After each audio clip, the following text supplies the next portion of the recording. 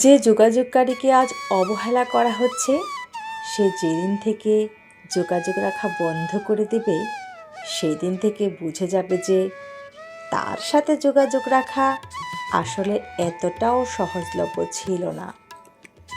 তার সময়, তার যত্ন, তার দুশ্চিন্তা, তার খোঁজ নেওয়া, তার মেসেজ, তার ফোন কল আর তার এই উতলা মনটা আসলে অতটা সহজলভ্য ছিল না।